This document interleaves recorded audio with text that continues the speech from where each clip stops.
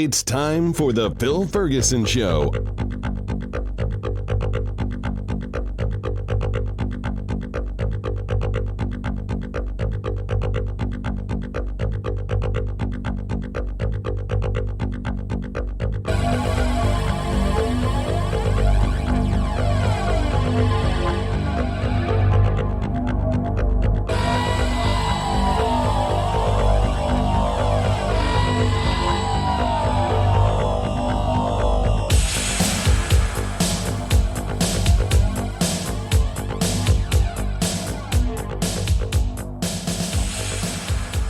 This is Phil Ferguson, and you are listening to The Phil Ferguson Show, the cleverly titled The Phil Ferguson Show.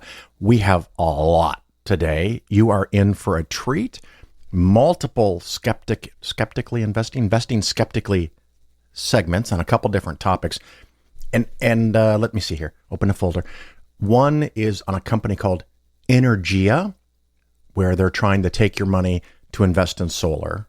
And I chose the word take your money for a reason, and you'll hear about it there. Another segment on the Secure Act 2.0, and that goes over a lot of changes that are affecting your ability to save, how much you can save, how long you can save, when do you have to take money out, and everything from a new law that passed at the very end of 2022. And there might be updates in the future as I become aware of more information. And then a whole segment on a thing called wage inflation, and we'll talk about that. And that was perfect timing because I just came across the story in California. Apparently a commission was created to review the working conditions of people that work in fast food. And they have come up with this idea, the suggestion that needs to be voted on, that the minimum wage in fast food restaurants, and I don't know if this is the entire state or in large cities, so I may have a little bit of a gap in knowledge there, but that their minimum wage should be $22 an hour. Now, if you're old like me, you might remember $3 and $4 an hour, but things don't cost like they used to. And let's see, $20 an hour would be 40 grand. So 22, it could be 44 grand a year if you worked full time with no overtime. And you might think to yourself, well, 44 grand is a lot of money. I don't know if I could probably find a way to get by in Kokomo, Indiana, or Danville, Illinois, or some other small Midwestern city. But LA, San Diego, San Francisco, are you freaking kidding me? $22 an hour? I don't know how you do that. I don't want to know how you do that. I mean, maybe I do. I'm curious about a lot of things. I definitely don't want to do that. So this $22 an hour will help people earn enough money that they can live. And not surprisingly, Chipotle, Starbucks, Chick-fil-A, McDonald's, In-N-Out Burger, and KFC, let's see, 1, 2, 3, 4, 5, 6 different fast food restaurants donated $1 million each to a coalition, a think tank, whatever you want to call it, called Save Local Restaurants, because they are concerned that this increased pay and wages is going to run fast food businesses out of the market. And this is especially relevant to the topic that's coming up later about wage inflation. And this is something that corporations use. This is something that Republicans and the GOP and Fox News are all promoting. The reason everything costs so much is because we're paying people too much money. Well, the CEO of McDonald's came out and voiced his concern over this, and he makes $7.2 million a year. Who complained about that? Right? I mean, did Fox News say, hey, if this guy took $1 million pay cut, how many people he could help? How many people whose lives he could make difference other than his own with just one of the $7 million that he's making? Why is that never a problem? But someone making $15.50 an hour in a proposal to go to 22 gets his hackles up. Is that how that goes? Gets your hackles up? He's all concerned about that. The Republican Party is concerned all about that. Well, I go over the math in my segment, and I came up with a very, very crude approximation that for every dollar extra that you pay labor on average. And again, I was winging it, and I'm not going to go over it because it's all in that segment. But it was really interesting, and I found a article on CNN. Let's see, what is it called? McDonald's, In-N-Out, and Chipotle are spending millions to block raises for their workers. They are. In this article, where is this part here? Hang on a second. I got to scroll down.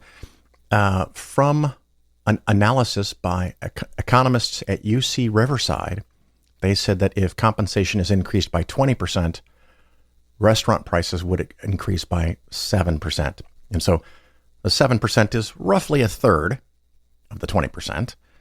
So they are suggesting that prices would go up around a third, 33%. I think in my quick, easy calculation, I came up with something like 1/5 or 20%. So my number was 20%, theirs is 33%, but you get the idea. So if people get paid $5 more an hour, in my calculation, that means the meal would go up by $1, and in their calculation, it'd go up by $1.50. And if that means dozens of people that work in that restaurant have a better chance of being able to pay their freaking apartment rent, I'm good with that. Are there going to be a few people that just stop going to McDonald's or In-N-Out Burger because the meal cost $1 or $1.25 more? Maybe. And maybe we just have a couple fewer fast food restaurants. But that wraps up the intro, and we're going to go into the rest of the show.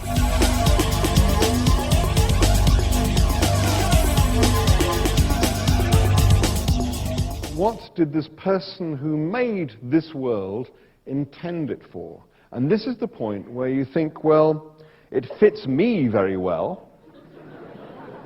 You know, the caves and the forests and the stream and the mammoths. He must have made it for me.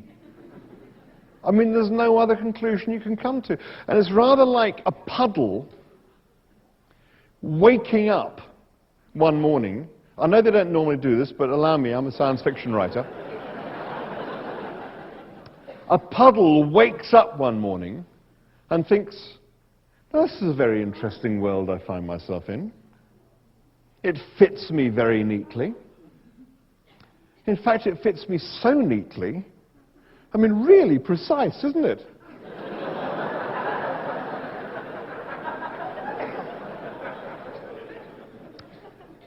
It must have been made to have me in it. And the sun rises, and he's continuing to narrate the story about this hole being made to have him in it. And the sun rises, and gradually the puddle is shrinking and shrinking and shrinking. And by the time the puddle ceases to exist, it's still thinking, it's still trapped in this idea that the hole was there for it.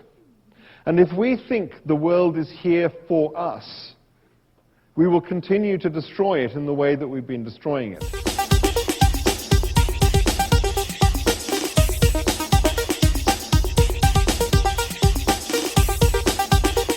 The Phil Ferguson Show is for educational and entertainment purposes only. Nothing said on the show should be interpreted as personalized investment advice. Investments should be based on your personal situation, and you, of course, should consult with your financial advisor or tax professional before taking any actions. This little segment is on Secure Act 2.0, effective January, I think, of 2021. Has it been 2 years? They had the Secure Act, which changed a bunch of rules about retirement and how all that stuff works. I've gone over that in the past, and we're now going to talk about Secure Act 2.0. So a lot of things have changed here. Most of this won't affect the average person, but you never know. So here are some things that I know are changed, and I understand how they work. There's some other things that are brand new, and I don't know how they're going to work yet, and we'll find out together as information becomes available. One of the most important things that probably applies to everybody, eventually, assuming, hopefully, optimistically, that you live long enough to do it, you are required to take money out of your work-sponsored plan or your IRA, and that is called an RMD, required minimum distribution. It used to be at the age of 70 and 1/2, which is, who comes up with these ideas to have a half year age? But whatever. It had recently changed in the Secure Act from 70 and 1/2 to 72. Cool. Well, now if you turn 72 on or after January 1st of 2023, this year, just weeks ago, if you turn 72 after that, then you can now wait to the age of 73. So basically, if you're not taking money out now because you are waiting to turn 72, well, now you get another year to wait where you are not going to have to be required. Boy, that's a lot of words. You will not be required to take your required minimum distribution. Okay. Additionally, in the year 2033, 10 years from now, the age for the RMD, required minimum distribution, will go to 75. So that's 10 years from now.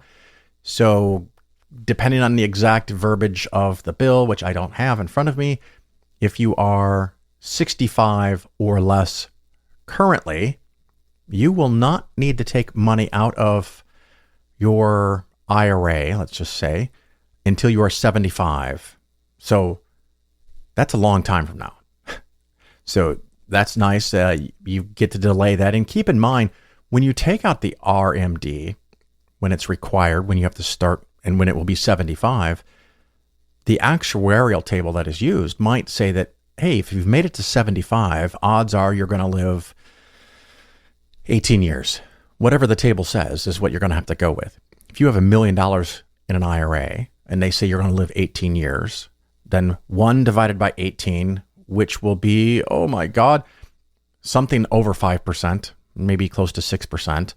That's the amount that you'll be required to take out of your IRA, 6% of it. That means 94% stays and continues to avoid taxes for another year. And of course, the money you take out via the RMD doesn't mean you have to spend it. You could give it away, charity, family, whatever. You could spend it, or you can invest it in a taxable account. Anyway, I digress. There are rules currently in place for failure to take your RMD. The penalty for that used to be 50%. So if you had to take out $10,000 and you didn't, and you missed the deadline, when you finally get around to fixing it and taking out your $10,000, you only get to keep $5,000, and the government kept half of it because you didn't follow the rules. Well, that had changed from 50% to 25%, and this rule now changes it down to a 10% penalty, and that only applies, so it's 10% penalty if you fix the problem within 2 years. I don't know what happens if you fix it after 2 years. So you still don't want to lose 10% of your money. So make sure you do your RMDs correctly. Of course, keep in mind that if financial needs are such, or you just want to, you don't have to wait till you're 72 or 73 or 75 to take money out of your IRA. Just keep that in mind. Starting in 2024, you will not need to take RMDs from a Roth 401k. All right. You may or may not know this, but with things like 401ks and IRAs, there's a certain amount, a maximum that you can put in every year, and that changes every year, and that's adjusted by inflation. And I'll cover the exact amounts in a different segment. And there's an additional thing that was added many years ago called a catch-up. And so if you are 50 or older, you can add an additional amount of money, which is kind of cool. It's great for anybody that needs to add or save even more money, which is most people. Well, starting in calendar year 2025, there will be an additional catch-up, just because they got to make this shit even more complicated, where you can put in 50% more than the regular catch-up. Sounds like the sauce you put on a hot dog. Oh, the Chicago people are going to be pissed. Mustard, I mean. No, catch-up. We're talking about catch-up. So if you are 60, 61, 62, or 63, just those 4 years, you can put and an additional 50%. So if the catch-up amount was $5,000, now you can add another $2,500. So there's that. There is a thing called the Qualified Charitable Distribution, or the QCD. I know, man. I could barely keep up with the shit, and I do it for a living. Also called the IRA Charitable Rollover, where once you reach the age of 70 and a half, and that hasn't changed apparently, that's stayed with the old rule of 70 and a half, you used to be able to give up to $50,000, meeting certain conditions for a charity or an annuity charity or other things like that. Well, that's now going to go to $100K, and going forward, it will be indexed for inflation. So if you want to give money away, there is a way to give away some of the money from your IRA without paying any taxes while you're still alive, which could be kind of cool. A new program, I've never heard of this before, so we'll have to find out more details as we go along together. It's a new government program called Savers Match. And if you are a low-income earner, and I do not know what the small amount is, you would be able to open up a retirement program and put in money, and the government, instead of your employer, would provide a match. Okay, cool. Starting in 2024, employers will be able to provide a match to your retirement plan, even if you don't put in any money yourself.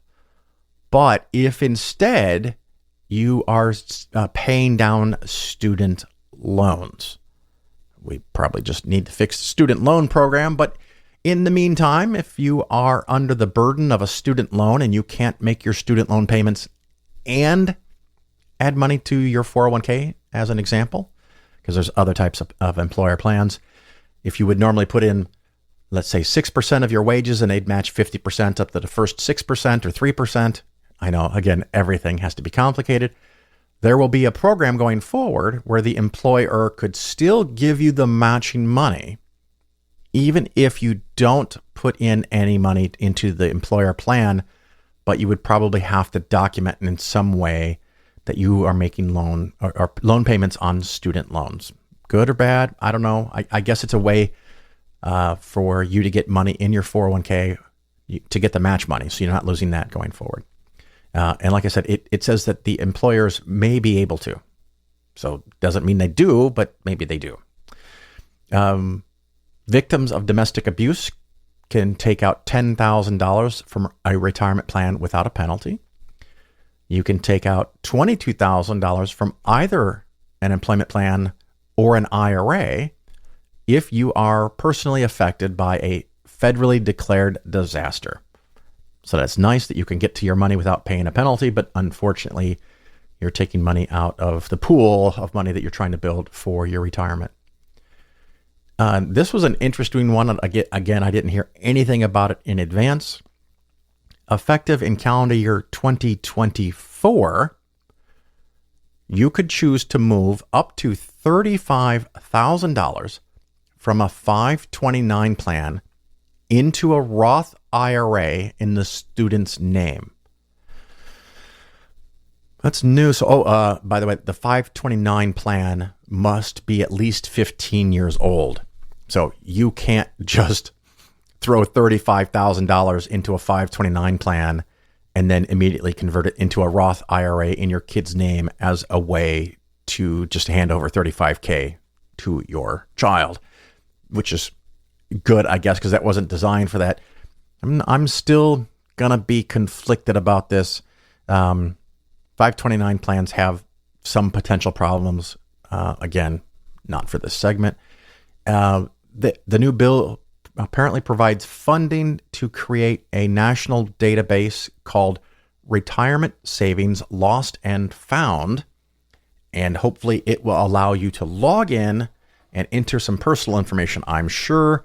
And it would search to see if under your name, under your address, under your social security number, whatever it asked for, if there was money from some previous employer that has not been collected or they can't find you, And it surprises people all the time, but I have dealt with people where they have had this, where they've found money or someone else found it for them and they want a commission to give it to you. But that's kind of cool. So that's a whole bunch of stuff, and that's just for now. I don't know what else is in there. I did skip a few things that I didn't think would really apply to almost anybody because I don't want to make it too wickedly complicated. But these are some of the things that are in the brand new bill signed on December 29th by the president, often called Secure Act 2.0. And of course, you could just Google Secure Act 2.0 and probably find dozens, if not hundreds, of blog posts written about that. We'll take a break and go on with more fun stuff in the show.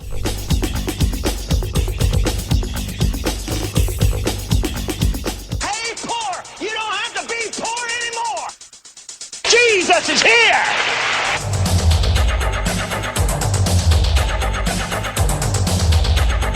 You're listening to The Bill Ferguson Show. I have a wonderful email from a listener who is trying to find ways to invest in the future, clean energy, doing the right thing. And I get it. I'm all for it. I just haven't found a way, something that I can recommend that I'm not worried is going to rip you off. And my purpose for investing is to make money. If you have a different objective than that, cool, do whatever you want. But they asked me to look into this organization, I guess, Energia, Energia, Energia.com. And I thought, okay, I'll take a look. And of course, as soon as I open it up, it looks like virtually every kind of thing like this that I've looked at in the last 10, 15 years, where it starts off, flashy, beautiful website. First thing I noticed is that they have $104 million under management. That sounds cool. Just for reference, Polaris Financial Planning has $102 million under management as of the recording of this segment. And it goes up and down because stocks and bonds go up and down. I have one employee, and this company on their About Us page lists 32 employees. And I thought, wow, 32 employees. Now, I don't know what they're paid, but I'm just going to assume for shits and giggles that they're paid $100,000 each. And I'm betting that they have a lot of people that are paid less than that, and they have a handful of people that are probably paid hundreds of thousands of dollars. And is this a way for them to siphon out money that they just make and keep at your expense? We don't know. There's no way to know. But 32 people at $100,000 each, that's $3.2 million. That's a 3.2% expense ratio. So there's 3.2% of your money right there. That does not include unemployment insurance. That does not include FICA, which goes to Social Security, Medicare, does not include health care, does not include pensions, does not include any of those other things that you might have to spend to keep employees happy. It does not include the money to build this website. It does not include computers. They got to have computers, office space, yada, yada, yada. All the things to run a business, it doesn't have. But the really funny thing is it sounds like they don't even do anything with your money directly anyway. They pass it on to companies that are installing solar on schools, on houses, in a field, which is great, but they're going to have to get paid, and they're going to have to pay all of their expenses. And so if they're managing that money, $104 million, and they're pulling out $3.2 million in wages and another couple of million in expenses for those employees and the computers and their business, sounds like they're pulling out 5 to 6 to 7%, maybe before I even really get into it. It's going to make it hard for them to pass through profits to you. if they're pulling out 5 to 7 or more percent per year. I looked a little bit more and it found a thing about how you can get your money out. And they said, well, we require, here a quote, we require investors to hold their shares for a minimum of 3 years. So this is not liquid. And just to be frank, that's where the badness starts, because they go on and tell you that they'll try to buy your assets from you if you don't want them, but they probably won't be able to. And then they'll make your assets available to other investors that may or may not. And then they finally wrap up. There is no guarantee that you will be able to sell your shares. It's not liquid. It's not publicly traded. And then I found a totally fictional returns calculator. I don't even know why they have this, because anyone that looks at it's going to go, are you fucking kidding me? It suggests that if you invest $10,000 and leave it with them for 20 years, at the end of the 20 years, your investment will be worth nothing, but you'll have dividends of $14,268. Now, in this case, $14,268 is definitely bigger than $10,000. Let's pretend this is realistic. Let's just pretend that you could consider that a 40+% return cumulatively over a period of 20 years. You divide 40 by 20 years, that's 2% per year. But of course, because of compounding, it's going to be less than that. I didn't do the math because at this point, I don't fucking care anymore. So their fictional thing suggests that you might make 2% per year. Well, right now, with very short-term U.S. government bond funds from Vanguard index funds, you could put money in and make about 4.5% per year. So why would I want to lock up money that I can probably never get out, that idealistically I might make 2% on, but there's a chance that I want my money back and I can't get it, and someone offers me 10 or 20 cents on the dollar to get my money back. And, I just started to dig in. I didn't even get very far. I did find where they have links to required SEC documents that a company like this might have to have on their website, but I can't click on it. I mean, I can hover over it, but it says you have to log in. You have to create an account to log in. And of course, I'm assuming, because I'm not doing it, that to log in, I would have to give them a lot of information about me, including my email address, phone number, address, social security number, who knows? So I started with a really negative opinion and it got worse. So, this is just an example of the things that I see again and again and again where, it's not even a really fancy way to take your money. It's kind of crude, honestly. I think low marks for creativity and originality here.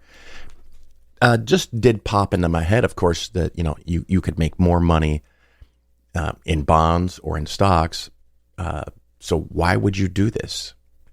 And I do also happen to know from personal experience that I put solar panels on my house in Chicago. I was out about $13,000. And they're going to last 20, 25 years until the roof needs to be replaced. And I might save $1,300, $2,000 if utility rates go up, maybe $2,000 or more per year, 6 or 7 year payback. And theoretically, I'm going to make more on that in the long run than I would in bonds. Would I make more than if I was in stocks? Yeah, probably, because if I put $13,000 in the stock market and made $1,300 a year, and then took that and paid the electric bill, I think I'll do okay. I think I'll be ahead, but it's not a big profit maker for me. And you might have the same rationale that, hey, Phil, I don't want to do this to make money. Don't worry. You won't. But you're not doing this to make money. You're doing it to help promote solar, I guess. I mean, if you just want to throw money into the wind, you would be better off, I think, going to your local school district and say, I would like to donate $10,000 to facilitate you putting solar panels on the school. I think that would be really cool. That would be a way that you could you could take your money and do something where you could see the actual results. But here is one of these new, creative, different investments. Generally speaking, I'm not interested in new and creative and different investments because so often they don't work. It's just a way to separate you from your money. So there I am, going back to the really boring, tried and true, stocks and bonds, really boring investment advice that tends to make money over time. It's slow, it's boring, it doesn't save the planet, but it's investing. Again, like I started, I do it to make money. The Phil Ferguson Show is for educational and entertainment purposes only. Nothing said on the show should be interpreted as personalized investment advice. Investments should be based on your personal situation, and you, of course, should consult with your financial advisor or tax professional before taking any actions.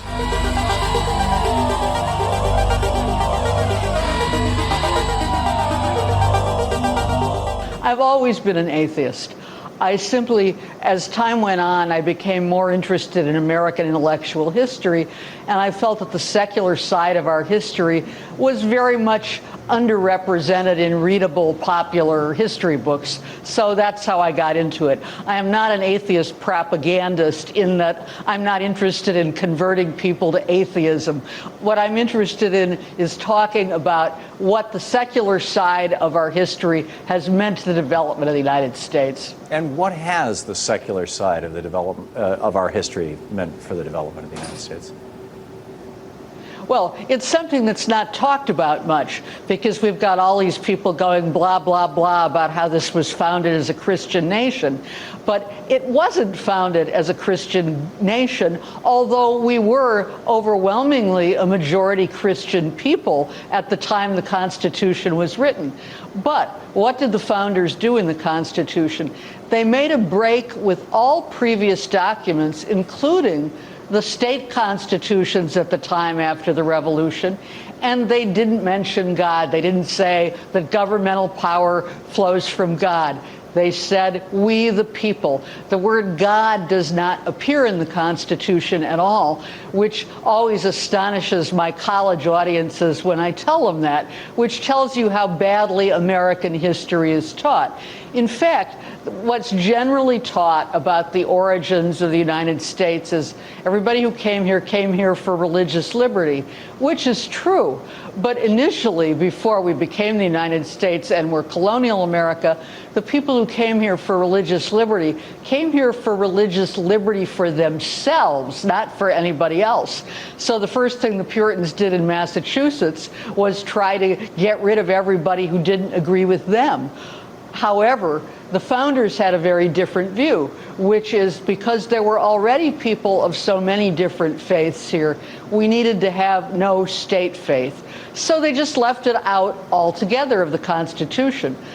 The First Amendment was made specifically to protect religion from government. The Constitution itself, which leaves God out, was meant to protect government from religion. The two go together.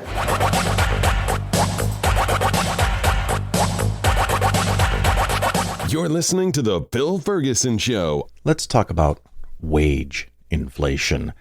Recently, a friend sent me an article from an investing expert that is clearly deluded. Let's just go with that. They've spent way too much time watching Fox News and apparently reading QAnon type blog posts. So this could be the source for maybe a dozen different topics that I might want to cover. I'm just going to do one today, but it is sad and pathetic, the false information that is put in this this blog post. And no, I'm not going to share a link of the blog post. You're just going to have to deal with that. The first one I'm going to talk about is the concept of wage inflation. Often brought up by corporations, big business, Republicans. Wage inflation is the scourge to our economy, And if you pay people more money, you're going to have to raise prices, and you create this inflation spiral that will grow out of control and never stop. So the very short answer, complete fucking bullshit. Okay, just don't buy into it. I'm going to go into some of the details of why it's complete fucking bullshit. But I'm really kind of sad, frustrated, angry that people can share this. People that should know better about how the fucking world works share this as a genuine concern to the American economy. And like I said, they should know better. They should have enough information because of the job that they do, because of the world that they live in. They should know basic, fundamental facts that would jump out at them and say this is false on its face.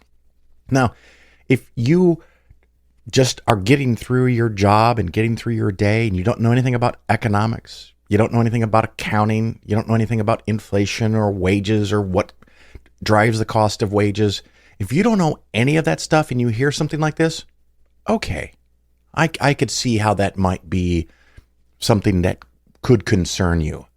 But if you know any of those other subjects in the least amount, let alone if you're writing blog posts about investments and you share this propaganda, shame on you. And I'm not sure what's worse, if you share this knowing better, or if you're so profoundly incompetent that you don't know better. That's pretty fucking sad. So, first of all, there's this graph, and it contains actual data. And so this is a very common trick in, propaganda, anything. You start with a kernel of truth, because if someone goes, that's not right, you can say, these are the facts. Go look them up. It's from the U.S. Bureau of Labor Statistics. And what this graph shows is a dramatic, like crazy increase in hourly wages for people that are paid hourly in the United States of America, month to month, from January of 22 through December of 22. This graph doesn't go, the y-axis does not go to zero. The y-axis starts at 26.8. And the first month of this 12-month sequence shows the hourly wage average of 26.87. So basic, what is that phrase? Figures lie and liars figure, something like that. Graphs lie. You have to understand the graph. And this is a graph that's made in such a way that the baseline, the bottom of the zero axis, 26.8, the first month's data, the hourly wage average is 26.87. So this bar graph, as you can imagine, the first month, the bar is very, very small. Teeny weeny little blue bar. And then it goes bigger and bigger and bigger and bigger and bigger. And by December, the 12th month, I don't know, how much bigger is that bar? 10? No, surely more than 10. 20, 25, 30 times bigger? It's out of control, man. Oh my God, wage inflation is here to crush us. That December bar, crazy ass huge number. How dare we pay people so much money? But that December bar says that the hourly wage at the end of 2022, for the month of December of 2022, is $28.07. Now, for those of you who don't do math in your head, and that's probably most humans, I want to let you know that the difference between the beginning and the end is $1.20. We went from 26.87 to 28.07.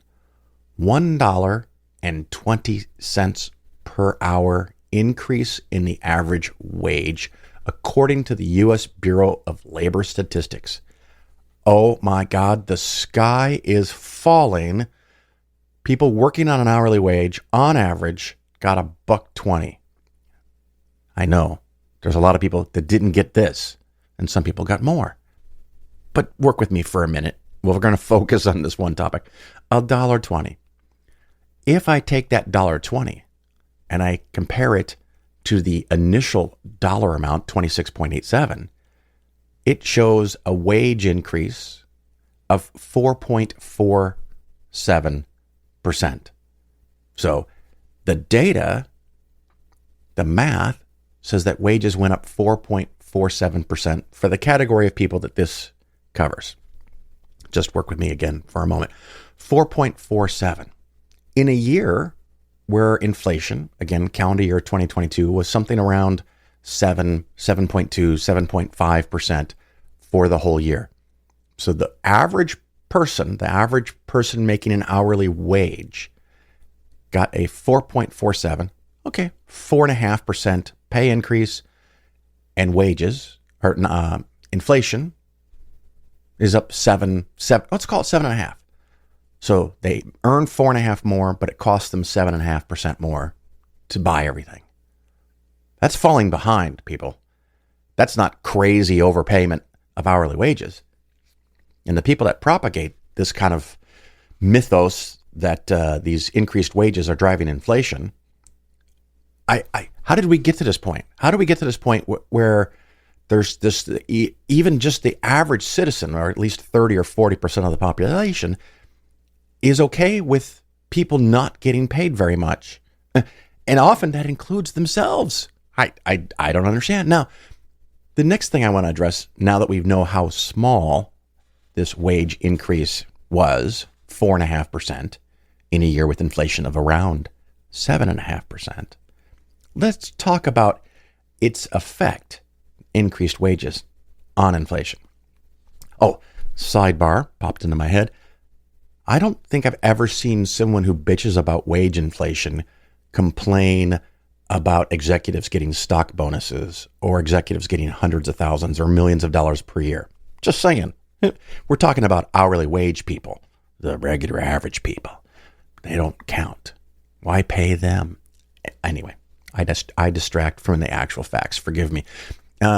Wages 4.5, inflation 7.5. Now, I did a little researching, and I'm not done exhaustive, but you'll still get the idea. I found multiple websites that indicate that the average labor cost across a broad spectrum of industries is between 20 and 35% of gross sales. So this is a very important point. Let me call it 25%. Just picking a number. I'm cheating a little bit because I want to make the math easy for myself.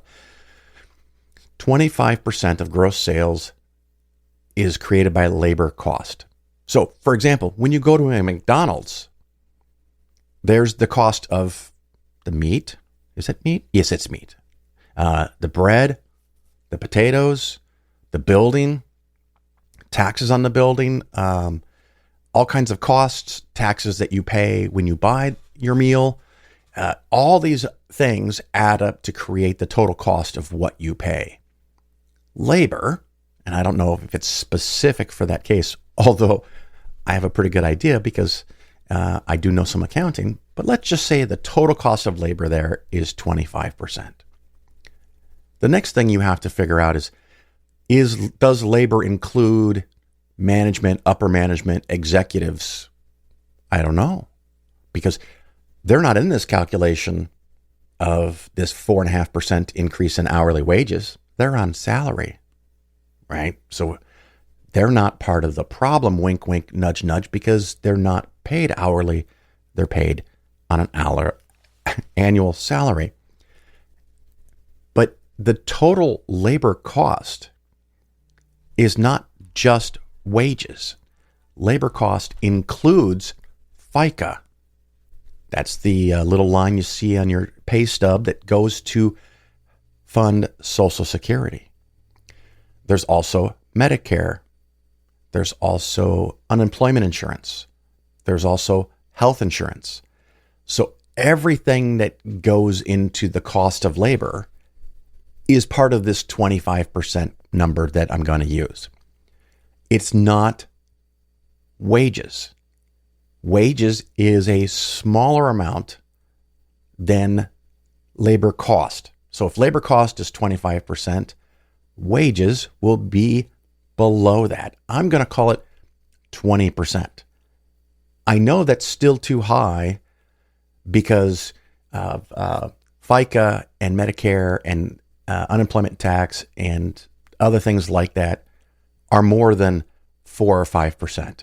But I'm going to be generous, and I also want to keep this relatively simple for an audio discussion about mathematics.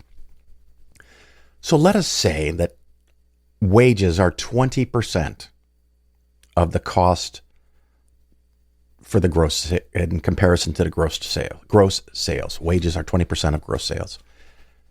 If the wages go up, again, I'm going to round. If wages go up 5%, 5% increase on the 20% gives us 21%. So the net increase on the cost as a percentage of gross sales would increase from 20% to 1%. So workers get 5% more pay in wages. It drives up the cost of production by 1%. Therefore, the retail price will go up by 1%, assuming you don't cut wages of executives or bonuses or profits to the owners. There's absolutely no money lost by the company in any way whatsoever. You could argue that a 5% increase in wages could have a theoretical 1% increase or a 1% inflation pressure.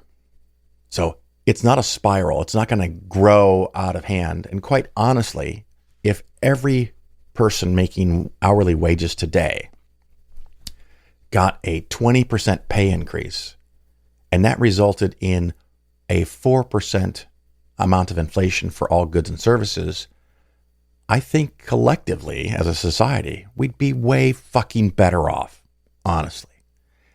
Why do we have so many people scraping by and not able to pay their bills in the biblical land of milk and honey, which is the United States? Wealth abounds, but we can't share it. I digress. So the idea of wage inflation, if wages go up 5%, it could have a positive 1% maximum pressure, upward pressure on prices of the goods or services being provided. I just wanted to let you know that even at 5% wage increase, 1% to the retail price, to the cost of production, to the expense ratio of making something or providing a service, 1%. And again, it's never brought up when upper management gets a pay increase, gets a bonus, gets shares in the company. It never comes up there.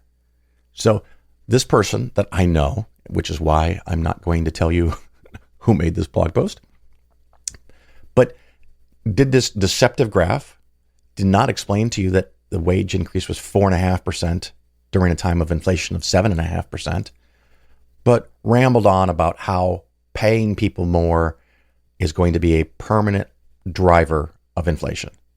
And like I said, maybe it's 1% if wages go up 5%. That's it. And I think that's a wonderful trade-off that people can make 5% more. The people who need it the most make 5% more, 10% more, 20% more. I'm flexible, but it's not going to be a huge driver of inflation. It's not going to create wage inflation. It's not going to create an inflation spiral because we paid people. All right. I'm pretty sure you got the point by now. So I'm done with this subject, and I probably will refer back to this blog post at least a few more times, because each time I look at it, I see another thing that's just fallacious. So wrong. It's embarrassing. Anyway, we'll go on with the rest of the show.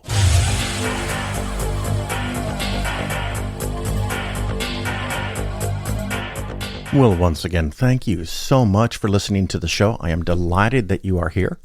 As you learn from this show, sometimes I do segments, topics based on emails, whether they meant it to be a show topic or not. But if you have questions about investing or tangentially related economics, maybe I can give it a go. Maybe I just answer you, but maybe it becomes a show topic. Of course, if you have show topic ideas, that would be great. If you have speaker ideas, that would be great. It's even better if you know the person and how I can reach them and have a reasonable suggestion, a reasonable confidence that they would come and interview. So telling me, go interview Neil deGrasse Tyson. Yeah, thanks. I never thought of that. But if you know somebody that has a book, or you've written a book that's relevant to a topic on my show, or if they're another podcaster, blogger, vlogger, video YouTuber. Yeah, I think YouTuber is the way to go with that. Yeah. Let them know, or have them email me, or you email me their contact information, and I can try to work out to get another interview segment, because that's one of the things that does take a considerable amount of time with the show, is finding people to interview and getting them to come on and schedule time. So, of course, all of that can be done with my email, phil@polarisfinancialplanning.com. You can reach me there and give me ideas, suggestions, room for improvement, all that fun stuff. Coming up in March is the Free Flow Convention. I think it's the weekend of the 10th, 11th, and 12th, give or take. You can just Google Free Flow 2023 and find out all the information and register and check in, book your hotel, book your flight if you're coming from far away. And I do hope to see you there, and maybe other events in the future. And that is it for now. I hope to see you in person someday. Until then, ciao.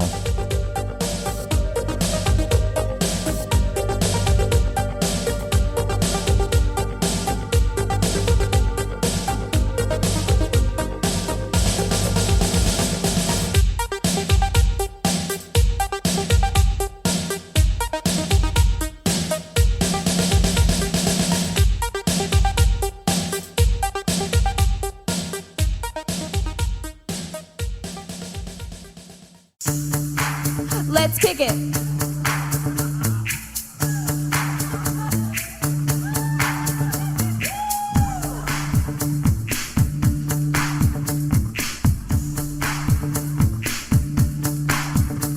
All right, stop.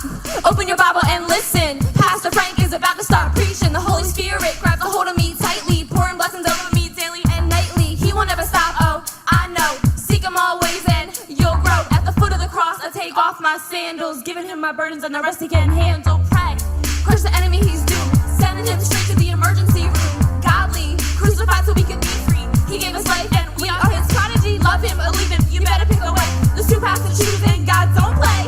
If there was a problem, yo, he'll solve it. Check out the Bible while the wardrobe revolving. Jesus Christ, baby. Jesus Christ, baby. Wait, girl, I don't think they hear you out there. I said Jesus Christ, baby.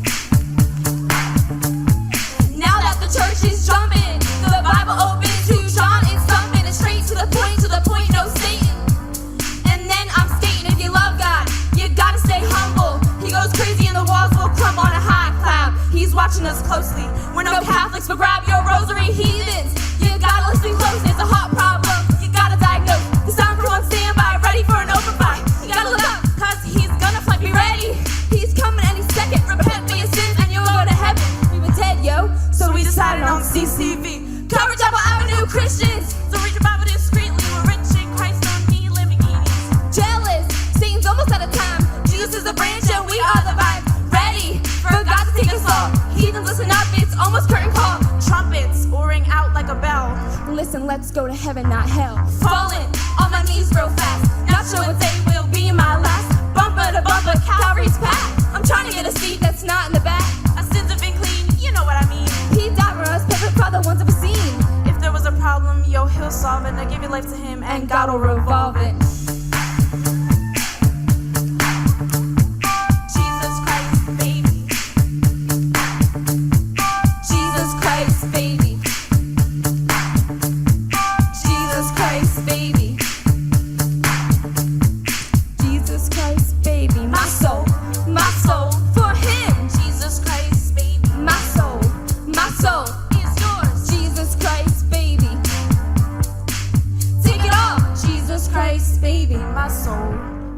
soul.